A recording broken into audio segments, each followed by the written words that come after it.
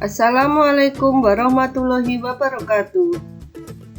Selamat pagi anak-anak. Bagaimana kabar kalian hari ini? Semoga selalu dalam keadaan sehat dan harus tetap semangat untuk mengikuti pembelajaran walaupun masih harus dalam pembelajaran online atau daring. Anak-anak, jumpa kembali dengan Bu Ani untuk pelajaran Bahasa Indonesia yang pada hari ini kita akan membahas pada bab 2, yaitu memahami dan mencipta cerita fantasi. Kompetensi dasar yang akan kalian terima setelah mempelajari bab ini, yang pertama yaitu mengidentifikasi unsur-unsur cerita fantasi yang dibaca dan didengar.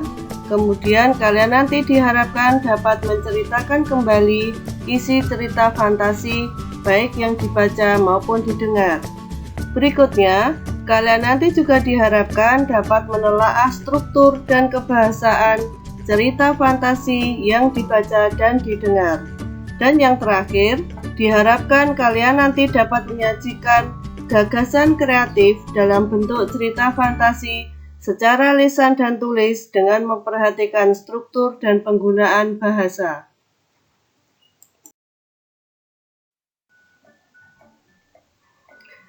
Baik anak-anak, mari kita awali pelajaran kali ini dengan pertama-tama membahas apa sebenarnya pengertian dari cerita fantasi. Fantasi merupakan sebuah gambaran atau bayangan dalam angan-angan, atau diartikan juga fantasi sebagai khayalan atau daya untuk menciptakan sesuatu dalam angan-angan. Sehingga cerita fantasi dapat diartikan sebagai gambaran peristiwa sesuai urutan waktu berdasarkan daya pikir, daya khayal yang dituangkan dalam bentuk cerita. Teks cerita fantasi pada dasarnya termasuk dalam kategori teks narasi. Kita lanjutkan pada cerita fantasi. Terlebih dahulu marilah kita bahas apa sebenarnya teks narasi. Teks narasi merupakan cerita fiksi yang berisi perkembangan kejadian atau peristiwa yang pada umumnya menggunakan pola sebab akibat. Di dalam teks narasi dibangun atau dibentuk dari unsur-unsur intrinsik. Unsur intrinsik dalam cerita dapat diartikan sebagai unsur-unsur yang membangun sebuah cerita menjadi satu kesatuan yang utuh. Apa saja yang termasuk dalam unsur intrinsik dalam sebuah cerita? Yang pertama adalah tema. Tema ialah gagasan, ide, ataupun pikiran utama yang mendasari sebuah cerita. Berikutnya, unsur intrinsik yang kedua adalah tokoh. Tokoh dapat diartikan sebagai pelaku cerita. Berikutnya, unsur intrinsik yang ketiga adalah alur. Alur ialah jalinan peristiwa di dalam cerita untuk mencapai efek tertentu. Yang perlu kalian ketahui, macam-macam alur ada 3, yaitu yang pertama, alur maju. Ialah jalinan peristiwa yang terjadi pada masa kini dan masa yang akan datang dari tokoh. Kemudian, jenis alur yang kedua yaitu alur mundur atau flashback. Ialah jalinan peristiwa yang terjadi pada masa lalu tokoh. Yang ketiga, alur campuran, yaitu gabungan dari alur maju dan alur mundur. Unsur intrinsik yang keempat adalah latar atau setting. Ialah segala keterangan mengenai tempat terjadinya peristiwa dalam sebuah cerita, kemudian waktu, kapan terjadinya peristiwa dalam sebuah cerita, dan suasana yang terjadi dalam sebuah cerita.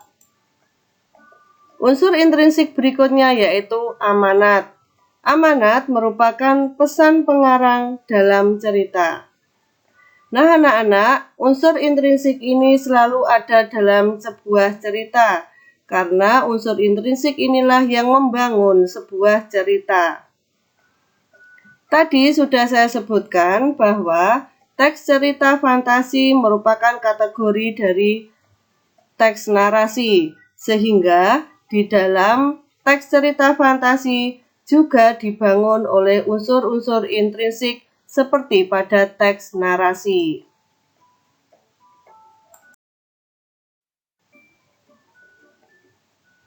Nah, sekarang kembali ke teks cerita fantasi.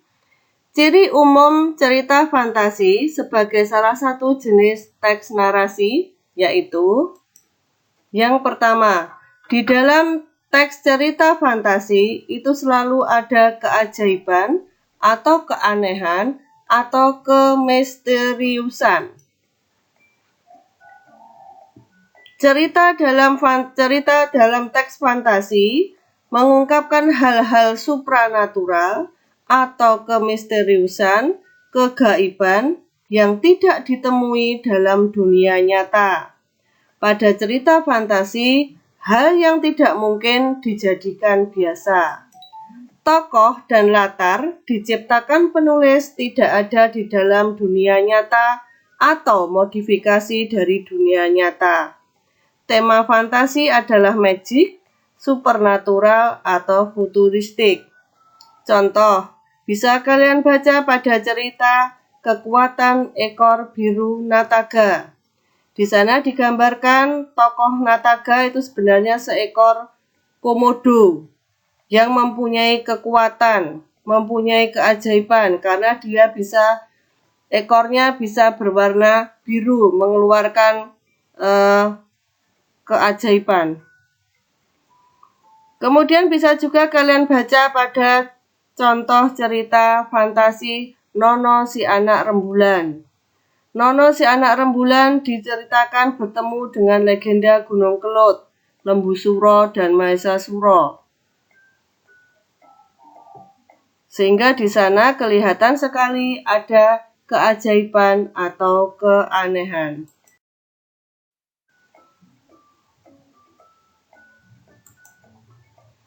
Ciri umum yang kedua, ide cerita terbuka terhadap daya khayal penulis. Tidak dibatasi oleh realitas atau kehidupan nyata. Ide juga berupa irisan dunia nyata dan dunia khayali yang diciptakan oleh pengarang. Contohnya, ada pertempuran komodo dengan siluman serigala untuk mempertahankan tanah leluhurnya. Cerita ini dapat kalian lihat pada buku paket Kekuatan Ekor Biru Nataga. Kemudian diceritakan juga ada petualangan di balik pohon kenari yang melemparkan tokoh utamanya yaitu si Nono ke zaman Belanda, zaman Jepang, dan lain-lain. Ini semua merupakan ide cerita dari khayalan penulis yang tidak dibatasi oleh kehidupan nyata atau realitas dalam kehidupan nyata. Ciri yang ketiga yaitu menggunakan berbagai latar. Peristiwa yang dialami tokoh terjadi pada dua latar, yaitu latar yang masih ada dalam kehidupan sehari-hari dan latar yang tidak ada pada kehidupan sehari-hari. Alur dan latar cerita fantasi memiliki kekhasan. Rangkaian peristiwa cerita fantasi menggunakan berbagai latar yang menerobos dimensi ruang dan waktu. Misalnya, tokoh Nono dalam Nono si anak rembulan bisa mengalami kejadian pada beberapa latar. Baik, misalkan diceritakan di sana Nono ketika liburan di Wlingi. Kemudian dia juga bisa lintas ruang, lintas latar, yaitu bisa berada pada zaman Belanda, kemudian bertemu dengan tokoh Gunung Kelut, dan yang lainnya. Ciri yang keempat, tokohnya unik atau memiliki kesaktian. Tokoh dalam cerita fantasi bisa diberi watak dan ciri yang unik yang tidak ada dalam kehidupan sehari-hari. Tokoh memiliki kesaktian-kesaktian tertentu. Kemudian tokoh juga mengalami peristiwa-peristiwa misterius yang tidak ada dalam kehidupan sehari-hari. Yang kelima, bersifat fiksi. Cerita fantasi bersifat fiktif atau bukan kejadian yang nyata, hanya berupa khayalan dari pengarang saja. Cerita fantasi bisa diilhami oleh latar nyata atau objek nyata dalam kehidupan, tetapi diberi fantasi. Maksudnya bahwa ide cerita bisa diambil dari kehidupan nyata, tetapi kemudian dikembangkan oleh daya khayal dari penulisnya. Seperti pada contoh cerita Kekuatan Ekor Biru Nataga yang bisa kalian baca pada buku paket. Cerita itu dikarang oleh Ugi Agustono. Ugi Agustono menciptakan tokoh Nataga diilhami dari hasil observasinya terhadap komodo yang ada di Pulau Komodo, sehingga dia menciptakan tokoh komodo itu dianggap sebagai seekor naga yang mempunyai kekuatan luar biasa dan menjadi panglima perang. Tokoh dan latar difantasikan dari hasil observasi objek dan tempat yang nyata. Demikian juga pengarang Joko Lelono yang mengarang Nono si Anak Rembulan, memberikan fantasi pada fakta Kota Wlingi yang ada di Blitar, zaman Belanda, dan Gunung Kelud. Ciri yang keenam, penggunaan bahasa, terutama yaitu adanya penggunaan sinonim dengan emosi yang kuat dan variasi kata yang cukup menonjol. Bahasa yang digunakan variatif, ekspresif, dan menggunakan ragam percakapan, bukan bahasa formal. Nah, anak-anak, berikutnya marilah kita bahas tentang jenis cerita fantasi. Jenis cerita fantasi dibagi menjadi dua kelompok. Yang pertama, berdasarkan kesesuaiannya dalam kehidupan nyata, dibagi menjadi dua, yaitu fantasi total dan fantasi irisan.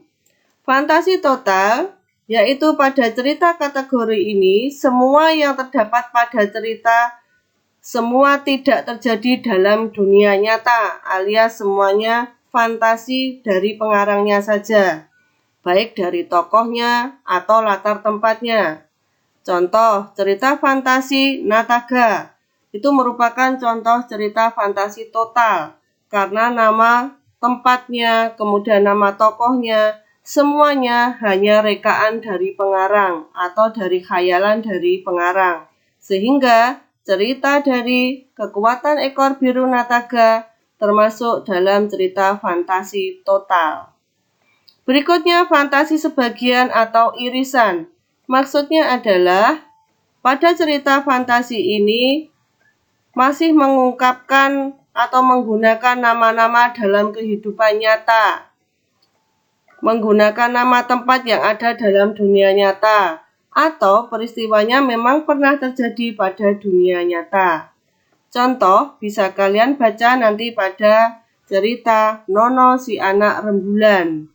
Nono si Anak Rembulan, nama tokohnya benar-benar ada dalam kehidupan nyata.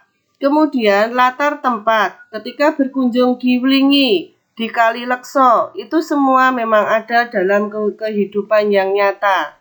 Tetapi ketika Nono diceritakan di sana, bisa menembus ruang dan waktu, kemudian dia bertemu dengan tokoh-tokoh, misalkan tokoh dari Gunung Kelud, kemudian tokoh-tokoh yang mempunyai kekuatan-kekuatan ajaib, maka pada saat itulah dikatakan cerita fantasi tersebut menggunakan fantasi irisan, karena sebagian ada dalam kehidupan nyata dan sebagian memang dari rekaan pengarang atau khayalan dari pengarang. Jenis cerita fantasi yang berikutnya, berdasarkan latar cerita, dibagi menjadi cerita fantasi latar sezaman, yang berarti latar yang digunakan hanya pada satu masa saja, yaitu masa kini atau mungkin masa lampau atau mungkin masa yang akan datang. Contohnya bisa kalian lihat pada cerita Kekuatan Ekor Biru Nataga. Berdasarkan latar cerita, cerita fantasi dibedakan yang kedua yaitu latar lintas waktu, berarti cerita fantasinya menggunakan dua latar waktu yang berbeda. Contoh bisa kalian lihat pada Nono si anak rembulan. Karena pada cerita tersebut diceritakan ada pada masa kini, kemudian Nono bisa tembus ke lintas waktu, lintas ruang, yaitu bisa berada pada zaman prasejarah atau kemudian pada zaman Belanda. Sehingga berdasarkan latar ceritanya, untuk cerita fantasi dibedakan menjadi latar sejaman dan latar lintas waktu. Untuk sementara tentang teks cerita fantasi itu yang bisa Bu Anik sampaikan. Sekarang, sebelum kalian melanjutkan untuk mengerjakan latihan soal di Google Form, coba kalian lihat kembali catatan yang sudah kalian buat pada minggu yang lalu, yang sudah menjawab pertanyaan-pertanyaan yang Bu Anik sampaikan. Kalian cocokkan kembali apakah jawaban kalian sudah benar, berdasarkan penjelasan yang sudah Ibu sampaikan tadi. Setelah itu, silakan mengerjakan latihan soal di link Google Form yang akan Ibu sampaikan di grup WA kalian. Baik, selamat belajar dan tetap semangat. Wassalamualaikum warahmatullahi wabarakatuh.